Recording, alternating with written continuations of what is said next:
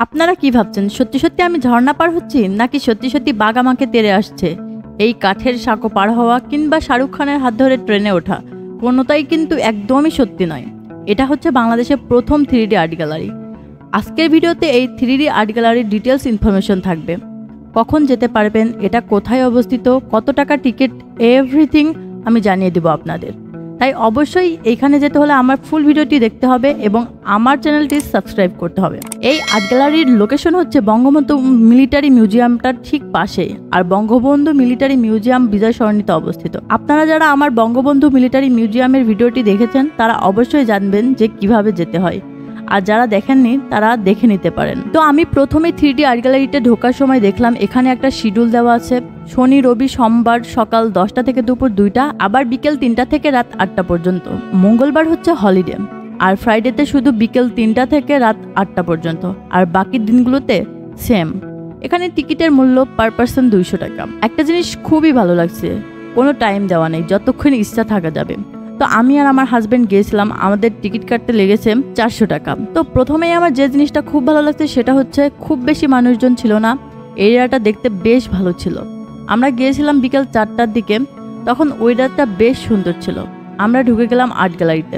তারপর আমাদের গ্লাভস দিয়েছিল পায়ে পরার জন্য, যাতে এই প্লেসটা একদমই নোংরা না হয়ে যায়। এই বিষয়টা আমার কাছে বেশ ভালো লেগেছে। তারপর ওখান থেকে আমাদের বলে দেওয়া হলো আমরা যেন নিচ থেকে দেখা শুরু করি, তাই আমরা প্রথমেই নিচে চলে গেলাম। নিচে যাওয়ার পরে দেখলাম সুন্দর সুন্দর আর্টিস্টিক ছবি দেওয়ালে করা হয়েছে। প্রথমেই আমার চোখ পড়লো সুন্দর একটি গাড়ির ওপর। তারপর কিছুটা এগোনোর পরেই দেখতে পেলাম একটা জাহাজে যুদ্ধের থিমের ছবি দেওয়া আছে, সেখানে দাঁড়িয়ে পিকচার ওঠানো যাবে। আর প্রত্যেকটা আর্টওয়ার্কের সামনে একটা করে ডেমো পিকচার দেওয়া আছে, যেটা দেখে আপনারা পোজ দিয়ে ছবি তুলতে পারবেন। এখানে বিভিন্ন ধরনের আর্টিস্ট ছবি আছে, যেমন এইখানে একটা কানের ছবি দেওয়া ছিল, আর ডেমোতে দেওয়া ছিল মুখে নখ দিয়ে দাঁড়ানোর। আমিও ট্রাই করছিলাম, বেশ মজা লাগছিল। তারপর থেমে ছিল একটা গেমের বোর্ড যেখানে তীর মারা হয়, ওখানে আমিও পোজ দিয়ে দাঁড়িয়ে দেখলাম। এরপরে ছিল একটা হোয়াইট হর্স, এই ছবিটা সত্যি আমার কাছে রিয়েল মনে হয়েছে। এরপরে দেখলাম একটা সিংহ দেওয়াল ভেঙে ভিতরে ঢুকে আসছে, আমি গিয়ে শিকল দিয়ে আটকেছি। এগুলো বেশ ফানি মনে হচ্ছিল আমার কাছে, আর অনেক মজা লাগছিল। এখানে একটা টম অ্যান্ড জেরি থিম ছিল, আমি গিয়ে ডেমো দেখে পোজ দিয়ে দাঁড়ালাম। এরপরে থিমে একটা অসাধারণ দৃশ্য ছিল, একটি রানী তার ডল দিচ্ছিল আর আমি সেটা হাতে নিচ্ছিলাম। এরপরেই হাতে আলাদিনের চেরাক পেয়ে গেছিলাম, দেন একটা ঘষা দিতেই দৈত্য বেরিয়ে এসেছে। তারপরেই চলে গেলাম বাকরখানি কিনতে। আমি প্যাকেট ধরেছিলাম আর মামা তুলে দিচ্ছিল। আরেকটা জিনিস না বলেই পারছিলাম না, এখানকার কালার কম্বিনেশনটা অসাধারণ সুন্দর ছিল, দেখে একদমই মনে হবে যে এটা রিয়েল।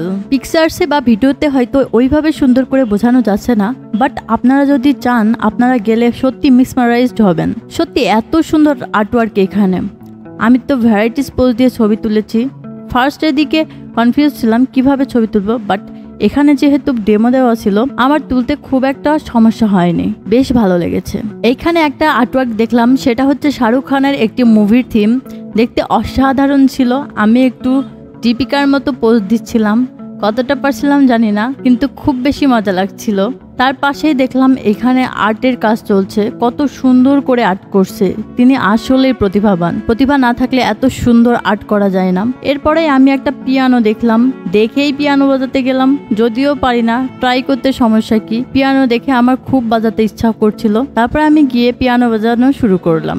এরপরে একটু সামনে গিয়ে দেখি একটা চায়ের দোকানের থিম ছিল, মামা আমাকে চা দিচ্ছে আর আমিও চা নিচ্ছিলাম। সত্যি বলতে আমার কাছে প্রত্যেকটা আর্টওয়ার্ক অনেক অনেক বেশি সুন্দর লেগেছে এবং যথেষ্ট ক্রিয়েটিভ ছিল, বিকজ আমাদের বাংলাদেশে এত সুন্দর আর্টওয়ার্ক কিন্তু আর কোথাও নেই, টু বি ভেরি অনেস্ট। এখানে একটা ভুতুরে থিম ছিল, এখানে বসে পিক উঠাতে হবে। এরপর আমি ওখান থেকে সরে অন্য পাশে গেলাম, সেখানে দেখলাম একটি বড় ঘন্টা, ওটা বাজাতে হবে। এই থিমটা বেশ ইন্টারেস্টিং ছিল। আমি একটু গিয়ে পোজ দিলাম ঘন্টা বাজানোর, দেখলাম বাজাতে পারি কিনা। এরপর ছিল সমুদ্রে স্কেটিং করা, এই পোজটা দিতে পারছিলাম না ঠিক মতো, বেশ ফানি লাগছিল আমার কাছে। তারপর এখানে দেখলাম একটা সাঁকো টাইপের থিম, যা আমাদের দেশে আগে দেখা যেত। সো এটা কিন্তু আমাদের দেশকে অনেকভাবে রিপ্রেজেন্ট করে। এখানে সবকিছু এমন ছিল যা আমাদের দেশকে রিপ্রেজেন্ট করে। খুব বেশি ভালো লেগেছে আমার এই থিমগুলো, কারণ আমাদের দেশের নিজস্ব জিনিস এখানে রিক্রিয়েট করা হয়েছে। তারপর ঘুরতে ঘুরতে দেখি এখানে অনেক সোনা জহরত ছিল। এটা দেখে আমার মনে হচ্ছিল যে সব নিয়ে যাই, বাট গিয়ে দেখি এগুলো রিয়েল না, দূর থেকে একদমই জেনুইনলি রিয়েল মনে হচ্ছিল। ট্রুলি একটা জিনিস বলে রাখা ভালো যে এখানে কিন্তু প্রফেশনাল ফটোগ্রাফার আছে, আপনারা চাইলে ফটোগ্রাফার দিয়ে ছবি তুলিয়ে নিতে পারবেন এবং এখান থেকে ওয়াশ করেও নিতে পারবেন। এরপর আমি তো মহাকাশে চলে গিয়েছি। মহাকাশে সাদা পোশাক পরা লোকগুলোর সাথে কথা বলতে চাইলাম, বাট বললোই না। এখানকার আর্টওয়ার্ক গুলো সত্যি বলতে খুবই সুন্দর। আমি জানি না কারা এগুলো তৈরি করেছে, তারা ডেফিনেটলি অনেক বেশি ট্যালেন্টেড। দূর থেকে বোঝার কোনো উপায় থাকবে না যে এগুলো আর্ট। এই প্লেসটা অনেক সুন্দর এবং কালারফুল ছিল। এটা মূলত একটি ঝর্ণার থিম ছিল। ঝর্ণার পাশে একটা কাঠ জাতীয় কিছু দেওয়া আছে, সেটা পাড়া দিয়ে পার হতে হবে। আমি তো থিমটা দেখে পার হতে গেলাম, সাথে ভয় পাওয়ার অভিনয় করছিলাম। এই থিমটা আমার কাছে কিন্তু সবচেয়ে ভালো লেগেছে। এখানকার লাইটিং সিস্টেমটা অ্যাকচুয়ালি খুবই ভালো, এজন্য আমি যেখানে দাঁড়িয়ে ছবি তুলছিলাম প্রত্যেকটা কর্নারের ছবি বেশ সুন্দর আসছিল। নিচের এই আর্টওয়ার্ক গুলো আমার কাছে পার্সোনালি বেশি ভালো লেগেছে, কারণ এই থিমগুলো বেশ বড় ছিল, ইউনিক ছিল এবং 2-3 জন মিলে ছবি তোলার মতো থিম ছিল এইখানে। এরপর আমরা উপরে চলে আসলাম, এসে একটি বাঘের থিম দেখলাম, মনে হচ্ছিল একদম রিয়েল। আমি তো পোজ দিয়ে কিছু ছবি উঠিয়ে নিলাম। এখানে একটি ফায়ার টাইপের থিম ছিল, আমি গিয়ে ফায়ার করতে সাহায্য করছিলাম, এই আর কি। আসলে সত্যি বলতে খুব বেশি এনজয় করেছি।